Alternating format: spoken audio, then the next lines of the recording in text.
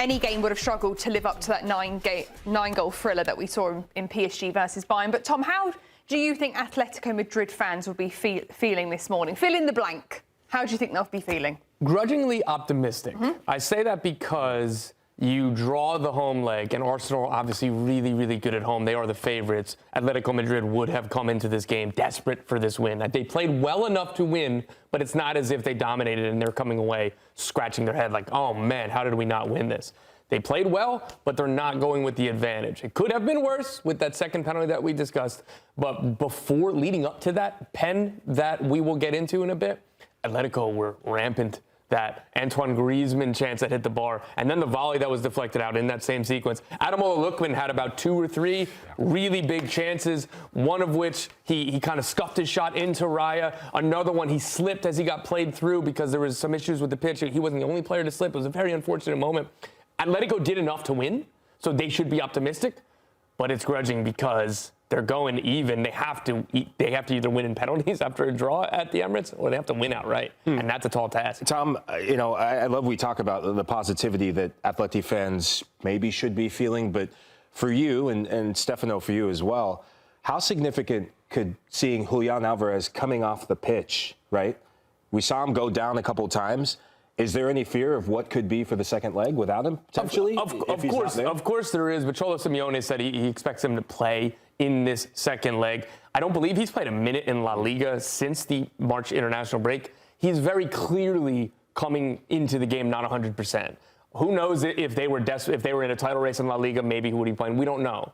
But the fact that he's not playing at all and just saving whatever he's got left for the Champions League, he's not 100%. You wouldn't know it based on how he played yesterday. He's such a delightful player. He was all action until he literally had nothing left to give. My worry, Lahoud, is not that he's not going to play. It's if this goes to extra time, you have to take him off in the 82nd minute. Like, if he's not there for that long, we haven't talked about Alexander Sorloth, who we were waiting for him to come in. Turns out he picked up a knock in pregame warm-ups. He never came in.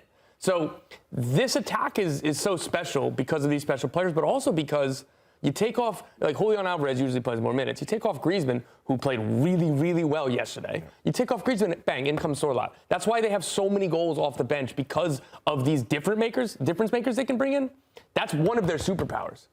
So if Julian Alvarez is compromised, if Alexander Sorloth is compromised, that takes away one of their advantages.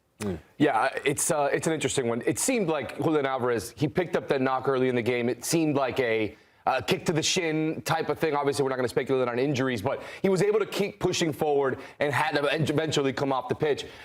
You can pretty much guarantee you won't see him at the weekend in La Liga. Like you mentioned, he hasn't started a game in La Liga since beginning of March. Yeah. So he clearly will not be featured in that, so be ready to go for that second leg. He's a difference maker. He changes how this Atleti side can attack. He changes how clinical they can be in front of goal. We saw some of that. Maybe that clinical nature wasn't there, but when he's in front of goal, it changes things for how Atleti play. If he's not available for that second leg, or like you mentioned, if it's a late substitute has to come on and this game goes to extra time, it'll be tough for Arsenal. It'll be tough for Atletico to find a result against Arsenal in North London without him. So it will be big to watch exactly how he develops this week with that injury. Yeah, I think we're going to be taking a look at a graphic to see how many goals have been scored by Argentines. Lionel Messi, obviously, at the top, 129. But Julian Alvarez is up there with 25 goals. Obviously, a big performance for him yesterday, considering Arsenal have shown interest in maybe potentially getting him this summer. Julian Alvarez with 10 goals. He's the first Argentine to get 10 goals in a Champions League since Messi over a decade ago. So it's been a while since an Argentine has had 10 in one season. Yeah, a great performance from him yesterday. But let's move on to the Arsenal side of things, Steph. How do you think the Arsenal fans will be feeling this morning? I will say they'll feel slighted and nervy. Slighted? Slighted and nervy. Slighted because I think that they were rightly upset about that penalty being overturned, and we'll get into that again. But that, I think, was a massive moment, and that's what you're going to hear Mikel Arteta talking about for the next week, probably, about that penalty being overturned. I think they'll feel slighted and nervy because they had a chance. They had a chance to win this game away from home in Madrid before going back to North London. With the way that their form has been, with the way that they have played at home, where the fans have been getting on them. It hasn't exactly been the best support behind them because fans are seeing watching what's happened so many times with this team. PTSD of having the league locked up and now not having it locked up. Being the favorites, one of the favorites to win the Champions League, to now being the third favorites to win the Champions League.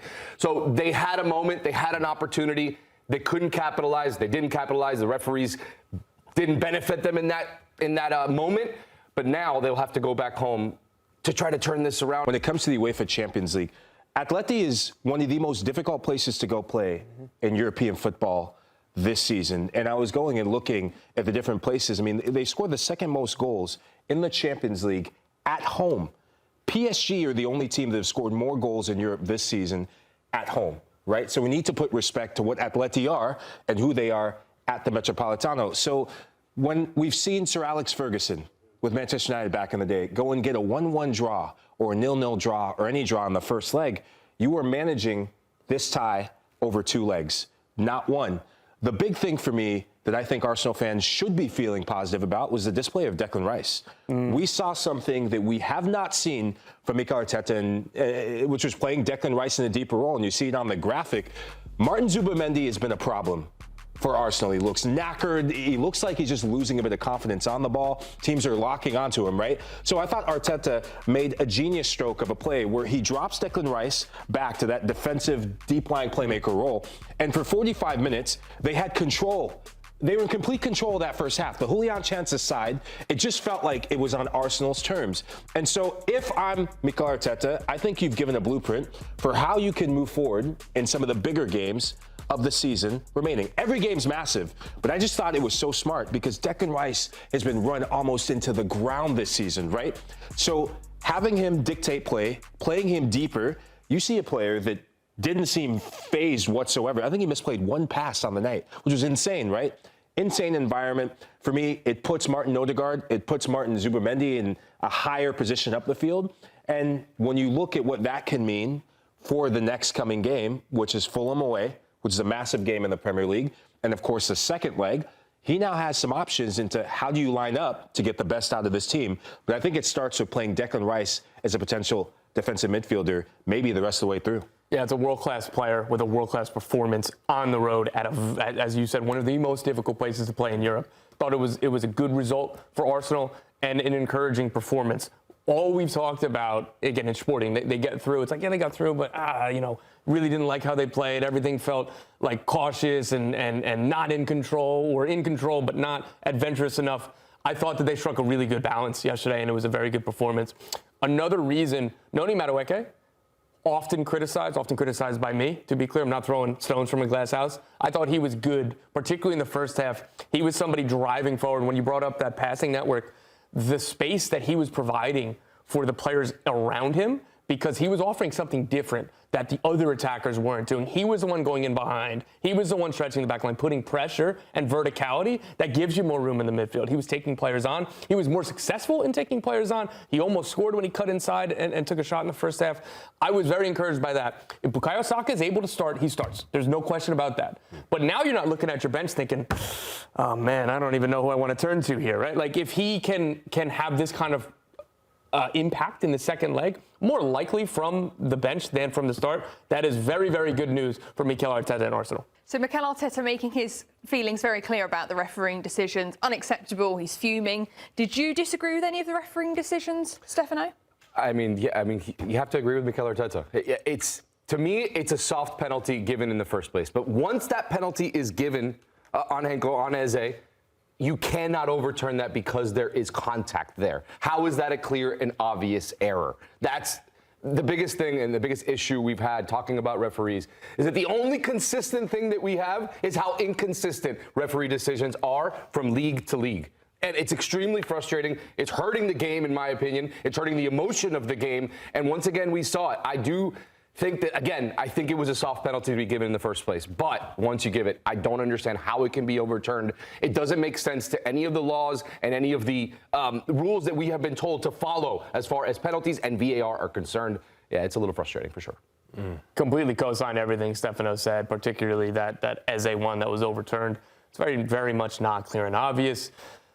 Everything changes. I understand Mikel Arteta's frustrations, and I agree with him, and I appreciate kind of the tone he struck of like, still being able to say, hey, the rule on the handball, like, hey, in the Premier League is not but he's like, listen, they've called it like this in the Champions League. They've been clear, they've been consistent. I have to accept that, rather than complaining about that one too. The Eze one, I think he has every right to be frustrated by, and I think as fans, we're frustrated too. Like, and I want to look at, because I don't want to talk about refereeing season. I don't find this interesting. I find it more interesting to talk about on the pitch, but in the modern game, this is a key player, a starring role in a lot of these games is refereeing decisions and VAR, whether you use it, whether you don't, what's clear and obvious, what's not. I want to talk about Hanko. That is just a rash decision on that second tackle. One of their best defenders. I think he's a very good player. So uncharacteristic, a couple of bad decisions from him, and he got bailed out by VAR. Yeah, I've said my piece about VAR. All of you know me by now. We've been working together for years. I detest, I don't hate, I detest VAR, right? You mentioned how it's ruining the game. I just want to caution IFAB. I want to caution the parties that be in the head honchos that make the rulings on the game, because I think we're at a really dangerous point in football where referees are re-refereeing football matches, right? And especially in the Champions League. You don't see it as much in the Premier League. And you're spot on to give Mikel Arteta his kudos, because I thought the way he approached that, he was pissed. I would have been pissed as well. But the bigger issue with VAR is that VAR is becoming the main player, the main talking point in football now, and not the football itself. That was a good match against two big teams, against two teams desperate to win trophies, against a team in Atléti whose season will be defined by winning a Champions League or maybe getting to a Champions League final for starters, against a team like Arsenal who are starved of trophies, right? And look at what we're talking about. Yeah. Refereeing decisions yet again. Well, let's stop talking about VAR, because I know none of you want to talk about it. Let's talk about Arsenal's upcoming match, though, against Fulham in the Premier League. By them, because they didn't lose yesterday, because they drew yesterday and they didn't win, will Mikel Arteta manage that Fulham game any differently on the weekend, Lahoud, or do you think it'll be the same approach? I think you have to, mostly because, yes, you're getting players back healthy, but this is the problem with Mikel Arteta this season. He's actually been guilty of rushing players back and just throwing them right into the fire, right? I look at, for the Fulham match, and we're going to look at some of the lineups, right? This is a tricky game against the Fulham side that it's a flip of a coin at which Fulham side are you going to get? The one that went a string of games without scoring goals, or the one that we saw very recently that got 3 points and deserved 3 points very recently in the Premier League? So this is my lineup going into the Fulham match. I know people and Arsenal fans are probably going to see, okay, Victor Gyökeres, you only have one fit, and no, Gabriel Jesus is not your one fit striker. Victor Gyökeres is your striker, right? Leandro Trossard, I think, should start this match. The reason being, you go back and you watch what happened the last time Arsenal played Fulham. He scored the winner. So you have to play him. So Leandro Trossard on the left, Noni Madueke, for as inconsistent as he's been, for as poor as he's been at different times, because you have to keep Bukayo Saka's health within consideration, Madueke on the right. Now, Martin Odegaard came off in, I think, the 58th minute. He still needs to get his confidence back. This is a good match for him. You stick with that midfield three that gave you confidence in the first leg at the Metropolitano. And maybe this is a match where you give Declan Rice the freedom to go and express himself as a number 8. I still would like Declan Rice to be there as an insurance policy and maybe play more as that, okay, when we're pushing on late in the game, get into the box. The back four does not change from the other night. Ben White was the one that I struggled to keep in the 11 because, let's be honest, since Ben White has come back from knee injury, he's been poor. So many times we talk about Arsenal and we talk about Ben White, and I find myself saying, oh, what handball, what PK, what errors he made again today. But because the big match against Atléti, and you're going to see why I say Ben White, this is a match where Ben White should redeem himself, has a chance to redeem himself. In the second leg, I went with a little something spicier, right? I loved what I saw from Declan Rice as a deep-lying playmaker and defensive midfielder. Ooh. Declan Rice starting as your 6, and it's about damn time we start seeing Martin Odegaard and Eberechi Eze as a midfield 2. Arsenal fans are desperate to see creativity in the final third. Get your 2 most creative players against an Atleti side that are going to bring the bus. You thought Jose Mourinho parked the bus? This Cholo Simeone bus is going to be a Mac 10 truck coming to the Emirates, right? But get those 2 in the final third. Eberechi Eze needs to start as a number 10 for Arsenal. I think his ability to create, his ability to just give something vertically, the goal he scored against Newcastle, his recent performances gives me confidence that his ability also to connect with Bukayo Saka, that's going to be one to watch in that. But looking at this 11, I think Arsenal could have a lot of success in that second leg. So it's going to be how you manage the players coming back from recent injuries. But man, the one player that I wish I could put down, that right back position, Arsenal fans would be wishing it was Jurrien Timber. Yeah. It's such a bummer he won't be available. Reportedly, will still not be available for that second leg. So I went with Christian McCarr. Do you like these boys? I like it. I think especially that Champions League lineup, I think that that's a good way for them to play, and finally putting Eze in a position that I think is his best at the 10, maybe next to Odegaard, being able to attack together. My biggest concern, despite what we talked about just a few minutes ago as well, my biggest concern with Arsenal right now is, despite how good they were in the midfield against Atleti, despite how that back line can play and lock teams down, where are the goals going to come from consistently? They have scored only one goal up to one goal in 8 straight matches. They have not scored more than one. Where are those goals coming from consistently? Is it going to be Gyökeres? Can Bukayo Saka get into the goals and score more? They're not going to be able to win these next 2 matches scoring just one goal in each of those matches. I don't see that happening. Maybe against a Fulham side, they can eke out a 1-0 win. I don't think you hold Atleti to just one goal. Even though they're going back to North London, I don't think you can hold Atleti to one goal. Not the way that they've been scoring this season. And if you get a healthy Alvarez and a healthy Sorloth into that lineup as well. So that's my biggest concern. I do like the lineup. I think that's the way they should play the game, especially the Champions League match. But I worry about that. Where are the goals coming from? That is a very, very fair concern. But this team is built to be able to win 1-0s. And at this stage of the season, that's how they've played, or that's how they've gotten to the Champions League semifinals. They scored a lot of goals earlier in the competition. But this team, what they are the best at, what they are the best in Europe at, is defensive. So it's not off the table that they could win 1-0. Would you like to see more goals? Yes, absolutely. That is obvious. But they could do this. Over these next few games, they've not given themselves the luxury of being able to rotate much in the Premier League because Manchester City has chased them down in the table. So you have to play essentially your best 11. The only changes you're making is not about rest. It's more about, hey, is this the best 11 to give us 3 points today? Lahoud, I really liked yours. If Bukayo Saka can start 1 of 2 games, which I think is a fair assessment given he's just coming back from injury, it's the Atletico Madrid game. Yeah, cool. So if he can make a difference off the bench in Fulham if you need him, in a perfect world, it's 3-0 in the 70th minute.